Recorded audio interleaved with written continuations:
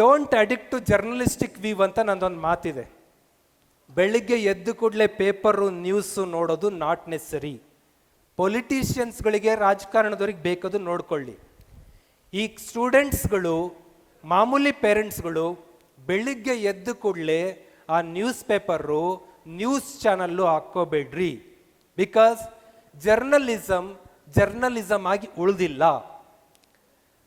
ಈ T V channel ಅಂದರೆ ಈ ಪಕ್ಷದವ್ರದ್ದು, ಈ ಟಿ ವಿ ಚಾನಲ್ ಅಂದರೆ ಈ ಪಕ್ಷದವ್ರದ್ದು, ಹಿಂಗೆ ಡಿಸೈಡ್ ಆಗೋಗಿದೆ.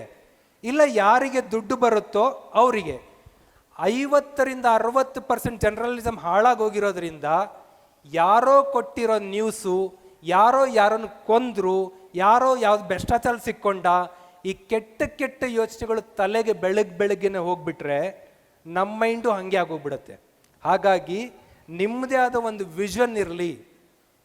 ಈಗಿನ ಜನ ಎಲ್ಲ ಯಾರನ್ನು ಫಾಲೋ ಮಾಡಬೇಕು ಅಂದರೆ ನಾವು ಹೇಳ್ತಾ ಇರೋದು, ಮೊದಲೆಲ್ಲ ಅವ್ರನ್ನ ಫಾಲೋ ಮಾಡಿ ಇವ್ರನ್ನ ಫಾಲೋ ಮಾಡಿ ಅಂತ. ಈಗ ನಾವು ಗೈಡ್ ಮಾಡ್ತಾ ಇರೋ ಎಲ್ಲ ಮೋಟಿವೇಶನಲ್ ಸ್ಪೀಕರ್ಗಳು ಸ್ವಾಮೀಜಿಗಳನ್ನು ಫಾಲೋ ಮಾಡಿ ಅಂತ. ಯಾಕೆ? ಬೆಳಿಗ್ಗೆ ಎದ್ದು ಕೂಡಲೇ ಅವ್ರು ನ್ಯೂಸ್ ಪೇಪರ್ ಹಿಡಿಯಲ್ಲ, ಜೀವನದಲ್ಲಿ ಹಿಡಿಯಲ್ಲ. ಅವರು ಬೆಳಿಗ್ಗೆ ಎದ್ದು ಕೂಡಲೇ ಪಾಸಿಟಿವ್ ಸೈನ್ಸ್ ಇರುವ ಧ್ಯಾನಗಳಲ್ಲಿ ತೊಡಗ್ತಾರೆ. ಅವ್ರದ್ದೇ ಆದ ಒಂದು ವಿಷನ್ ಬೆಳೆಸ್ಕೋತಾರೆ. ವಿಷನ್ ಬೆಳೆಸ್ಕೊಂಡ್ಮೇಲೆ ನ್ಯೂಸ್ ಪೇಪರ್ಲ್ಲಿ ಏನಾದರೂ ನ್ಯೂಸ್ ನೋಡಿದ್ರೆ ಇದು ಏನು ಅಂತ ಡಿಸೈಡ್ ಮಾಡೋ ಪವರ್ ಅವ್ರಿಗೆ ಬಂದಿರತ್ತೆ. ನಾವು ನೀವು ಏನು ಮಾಡ್ತೀವಿ, ಯಾವುದೋ ಪತ್ರಕರ್ತ ಬರೆದಿದ್ದನ್ನೇ ಸರಿ ಅಂತೇಳಿ ಊರು ತುಂಬ ಟಮಟ ಮಾಡ್ಕೊಂಡು ಬರ್ತಾ ಇರ್ತೀವಿ. ಹಾಗಾಗಿ ಜರ್ನಲಿಸ್ಟಿಕ್ ವ್ಯೂವನ್ನು ಬಿಟ್ಟು ನಿಮ್ಮದೇ ಆದ ವ್ಯೂ ಬೆಳೆಸ್ಕೊಳ್ಳೋಂಥದ್ದು.